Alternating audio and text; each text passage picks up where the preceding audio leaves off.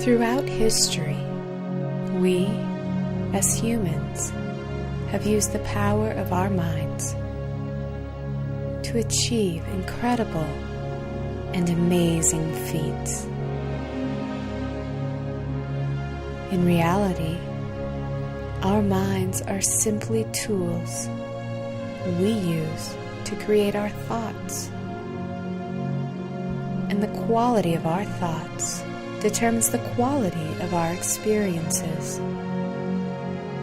A simple shift in perception will quickly and easily improve how you feel and what you believe is possible, helping you to achieve all of your personal goals, even those that previously seemed unattainable. Join us now as we explore the vast landscapes of our minds. This is Mind Over Matter.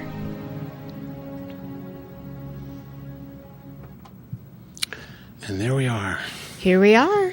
Once again, Saturday night. Hi, I'm Brandolyn Jokiel.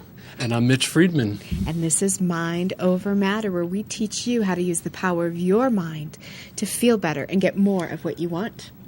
That's right. So how was your week? I know last time we did a show on New Year's resolutions. We did. Kind of wondering how everybody out there is doing on their New Year's resolutions. But what about you? Let's start with you. How did you do on yours so far? I mean, it's only a couple of weeks in now. Right. I'm actually doing quite well. I have my books mapped out that I'm reading. Cool. And every night or during the day, I say, okay, today I'm reading 60 pages, depending on, I'm reading a book a week for the next year. So currently I'm reading like a 500-page book, so it's like 76 pages a day. And so I just know I have, I need to do 2 hours of reading. But I read a book that was last week that was only like 200 and something, and the print was kind of big. Yeah, I like and that. I zoomed through it in 3 days because it was so fast. And I thought, okay, so now I have a little leeway in the bigger book and taking my notes, and I actually really like it. Some days I'm a little bit like, I don't want to do my reading, and I think you're going to feel so good about yourself after you do it. It feels so good to stick with those commitments, no matter what they are. Anytime I know when I make a commitment to myself with a capital S and I stick with it, I do. I feel really good.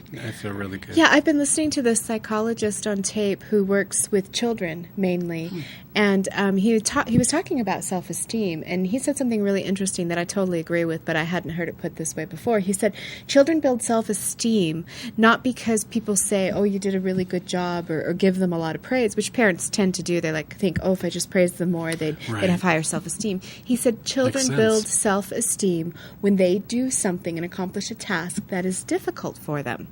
He was saying if a 5-year-old ties his shoes, he feels really good about himself. And if we praise him, like, great job, way to go, Nick, you tied your shoes, that's great. That's building self-esteem. If a 14-year-old ties his shoes and we say, way to go, they just, look at you. They don't feel good about it. So I was realizing that in, this New Year's resolution, this goal I have is challenging for me. And there are days I definitely don't want to do it. But when I do, I feel so much better about myself. And I'm like, that's what he's talking about. Do something that challenges you, and you build self-esteem. Right. Exactly. I know even, with a couple of the few things that I've decided to do, it feels so good even in the morning. Sometimes I'm like, I'm too busy. I gotta catch the train. I gotta do this. I gotta get to work. I gotta see my client. And if I just take that moment, sometimes it just takes even just to go out, because I know one of my deals is going out and moving my body. Remember that? Yeah. I remember the moving ape. The body. Yeah, moving the body. Yes. And I do. I just get up and I make myself in the morning just go for. I live out in the country, so it's so beautiful. I go for a 5-minute walk, and it makes all the difference in the world. And it's not even so much the endorphins and all that. It's sticking to the commitment. I think, I did it. I really did it. The one thing I haven't been doing yet, though, and I've got some pretty angry fish. I was just going to ask you, can your fish breathe? Not yet. Well, obviously they're breathing, but it's a tough little fish world in that pond, the black hole, as Bobby calls it. But I'm going to do it this week. And I said I'd clean it every 3 months. So every month. Every month. That's right. Okay. Yeah. Look how that's changing in your mind. I know. It's easy, but really every month. And I'm already visualizing it being really clean and actually being able to see the fish. I had some people at the house. They're like, "Are there actually fish in that tank?" Oh, I'm like, oh my God, I know I felt pretty bad. So Well, another thing that I've been doing that I didn't state it as an official resolution, but I thought this really needs to happen, is actually scooping the cat box way more often, like every day if I think about it, or every other day. And I find that my sweet, sweet little cat, Mr. McCutie, which, by the way, that's a male cat, and Bernie, my husband, and I have been trying for like almost 2 years to figure out a good first name for him. So if you can come up with a good first name for our cat, Mr. McCutie, we'd really like to give him a nice Scottish first name to go with that. Oh, Scottish. Well, we figured McCutie is Scottish, right? That's right. So. And I know I'm totally digressing, but this is important, folks.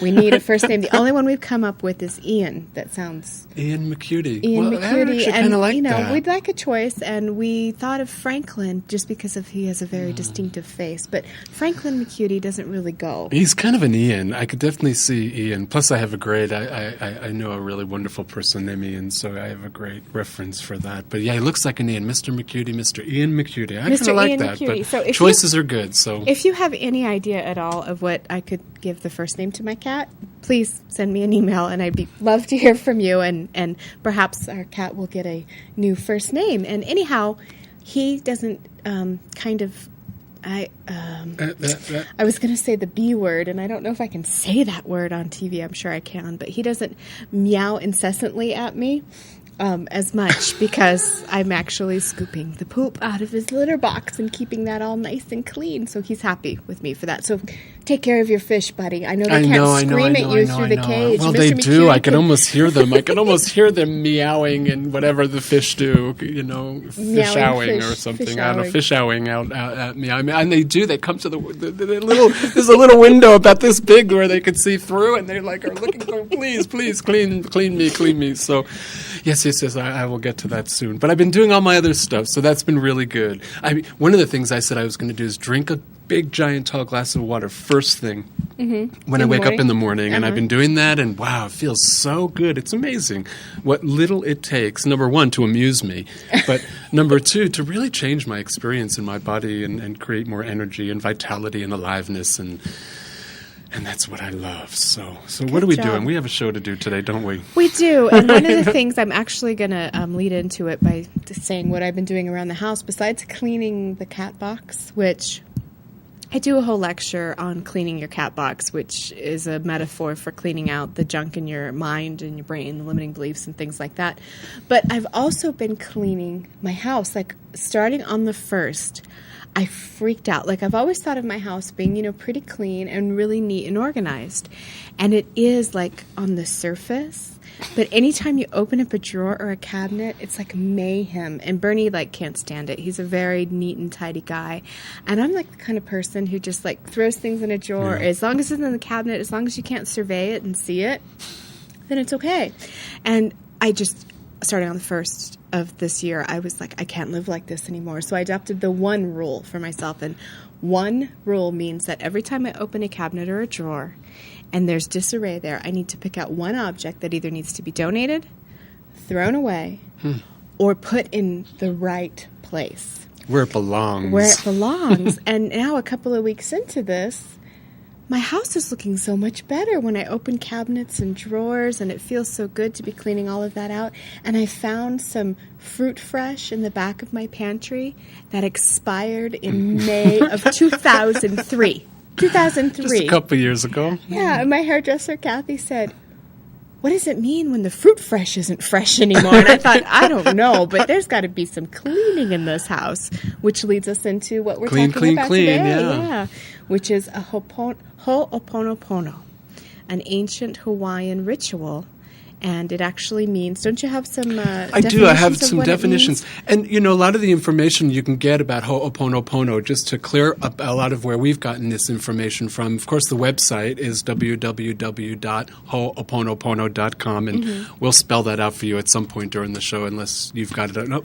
Our names. But here's the book. It's written by a gentleman named Joe Vitale. Let's see, it's called Zero Limits. See if you could see it on the screen there, no matter how close. Well, you can see the limits part. The zero is zeroing itself out. But it's called Zero Limits, The Secret Hawaiian System for Wealth, Health, Peace, and More. And it's written by Joe Vitale. Some of you may... Hew Len. And Hew Len, right. And the full name is Ihaleakala Hew Len.